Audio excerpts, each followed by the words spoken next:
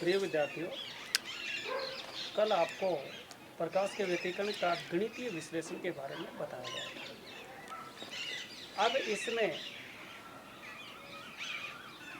परिणामी तरंग का विस्थापन समीकरण प्राप्त किया था। y बराबर r sine omega T plus theta, जहाँ r परिणामी तरंग का आयाम और थीटा कला कोण है।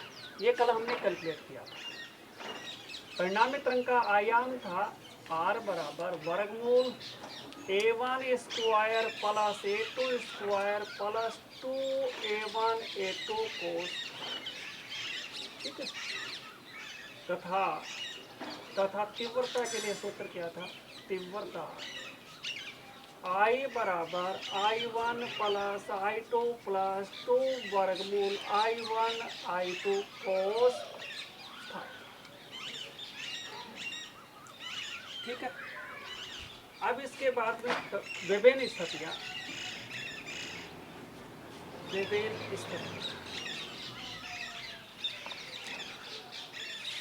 नंबर 1 स्थिति, जब फाई बराबर 0 2 पाई 4 पाई 10 2n पाई, तो कोस 0 बराबर कोस 2 पाई बराबर प्लस 1, तो परिणामी तरंग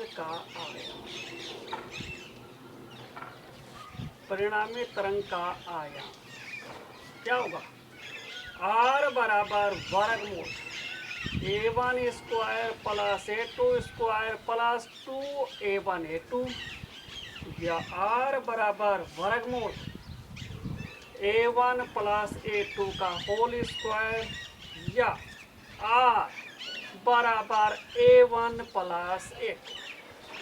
तो इस अवस्था में परिणामी तरंग का आयाम जो होगा वो अधिकतम होगा।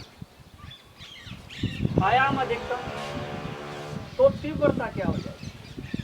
तो तीव्रता I बराबर I1 प्लस I2 प्लस 2 वर्गमूल I1 I2, या I बराबर वर्गमूल I1 प्लस वर्गमूल I2 का होल स्क्वायर।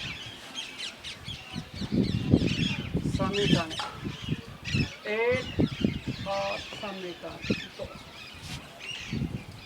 इस अवस्था में देखिए कि जब दोनों कलासमान तरंगों में कलांतर पाई का समगुणज होता है, तो परिणामी तरंग का आयाम अधिकतम होने के कारण प्रकाश की तीव्रता अधिकतम होती है। या जब दोनों तरंगों में कलांतर पाई का समगुणज हो, या पथांतर लैम्डा बाई 2 का समगुणज हो, या लैम्डा का पूर्ण गुणज हो, तो उस अवस्था में परिणामी तरंग का आयाम अधिकतम होने के कारण प्रकाश की तीव्रता अधिकतम होती है, और यह स्थिति समकोषी व्यतिकरण को प्रदर्शित करती है। यदि देखिए, यदि a1 बराबर a2 बराबर 1, तो परिणामी तरंग का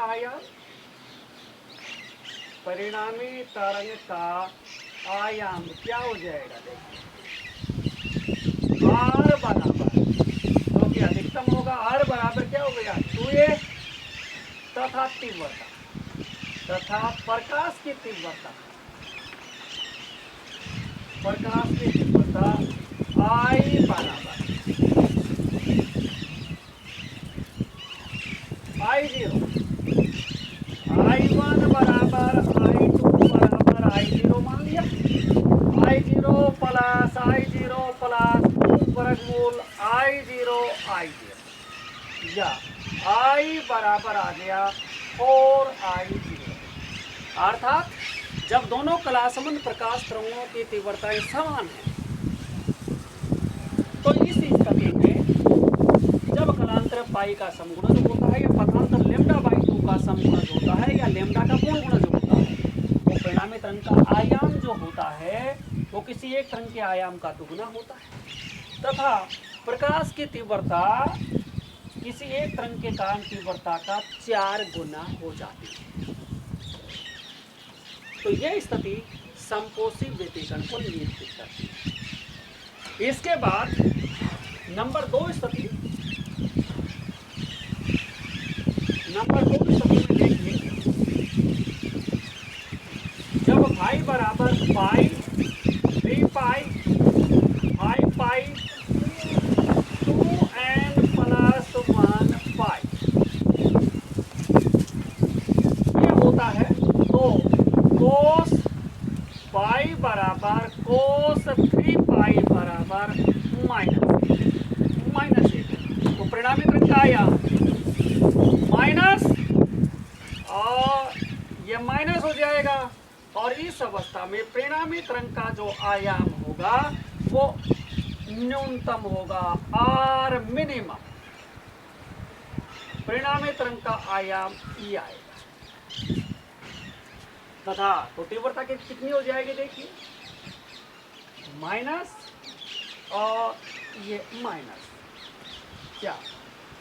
परिणामी प्रकाश की तीव्रता इस अवस्था में ये हो जाएगी, अर्थात जब दोनों कलासमन तरंगों में कलांतर पाई का विषम गुणज होता है, जहाँ n बराबर है 0 1 2 3 इस प्रकार से कलांतर पाई का विषम गुणज होता है, या पथांतर λ/2 का विषम गुणज होता है, तो परिणामी तरंग का आयाम न्यूनतम होने के कारण प्रकाश की तीव्रता भी न्यूनतम होती है, और यह विनाशी व्यतिकरण की स्थिति को निरूपित करती है।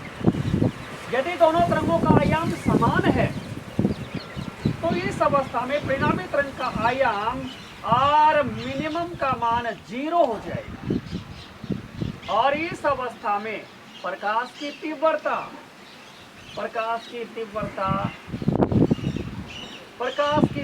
का मान भी क्या हो जाएगा,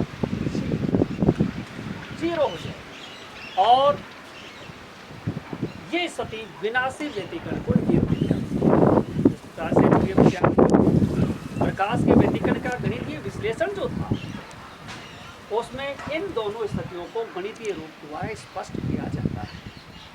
इसके बाद ये जो व्यतिकरण की घटना होती है इसमें ऊर्जा संरक्षित रहती है, इस बात की हम देखिए, व्यतिकरण में ऊर्जा संरक्षण,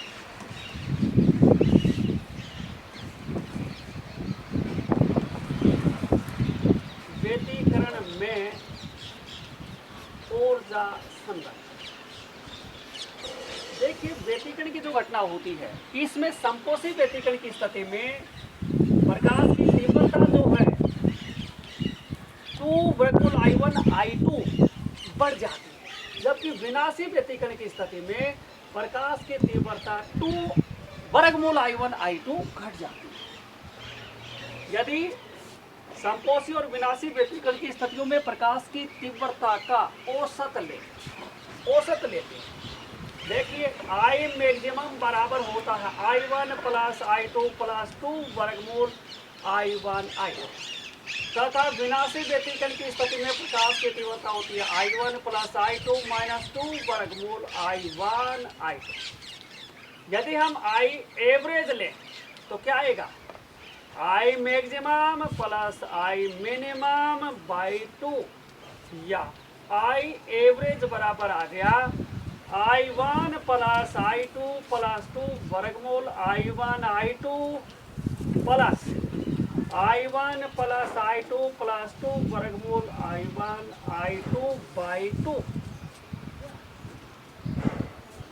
या I एवरेज बराबर आ गया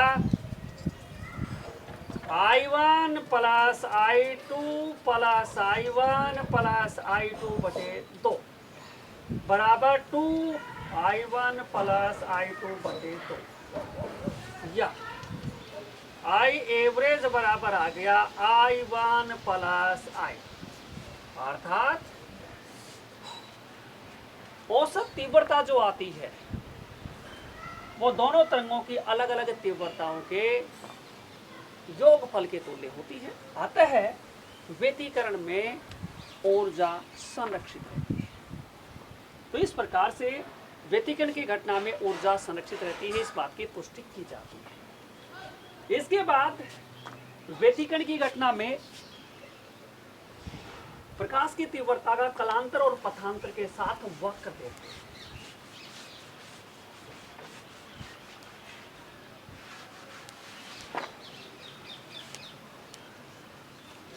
व्यतिकरण में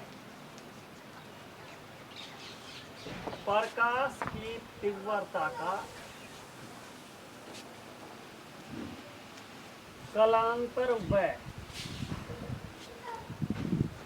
पथांतर के साथ वक्र।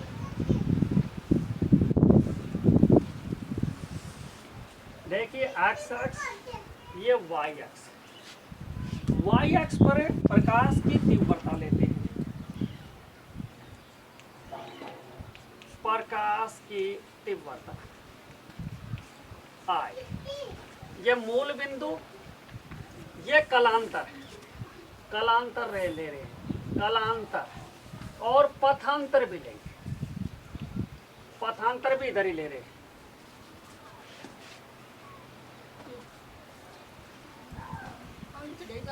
पथांतर भी इधर ही ले रहे हैं। देखिए पाई के संगत पथांतर lambda by 2, 2 pi lambda, 3 pi 3 lambda by 2, 4 pi 2 lambda, 5 pi 5 lambda by 2, 6 pi 3 lambda. इसी प्रकार से देखिए जब दोनों तरंगों में कलांतर शून्य होता है, कलांतर शून्य के होने की स्थिति में प्रकाश की तीव्रता अधिकतम होती है।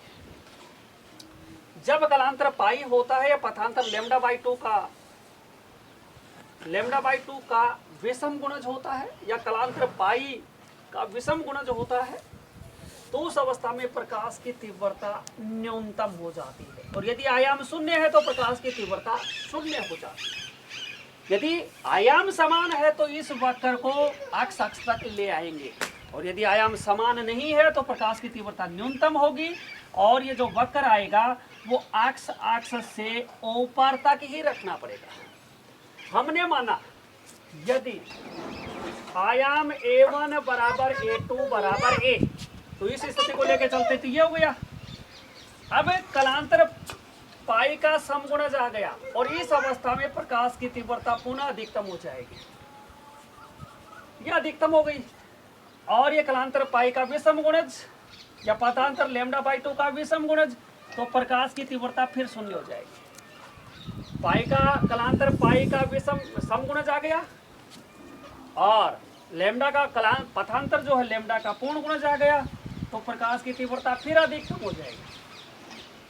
यहाँ कलांतर पाई का विषम गुणज और पथांतर लेमडा बाई 2 का विषम गुणज है, तो प्रकाश की तीव्रता फिर शून्य हो जाती है। इसके बाद में 6 पाई कलांतर पाई का समगुणज आ गया, तो प्रकाश की तीव्रता फिर अधिकतम हो जाती है। ये 7 पाई मान लिया, 7 पाई 7 लेमडा बाई 2 और कलांतर है पाई का विषम गुणज होने से प्रकाश की तीव्रता शून्य हो जाती है, या पथांतर लेमडा बाई 2 का सब विषम गुणज होने से प्रकाश की तीव्रता शून्य हो जाती है और ये वक्र नीचे आ जाए। तो इस प्रकार से प्रकाश के व्यतिकरण की घटना में प्रकाश की तीव्रता का कलांतर और पथांतर के साथ वक्र इस प्रकार से खींचा जाता है, इस प्रकार से।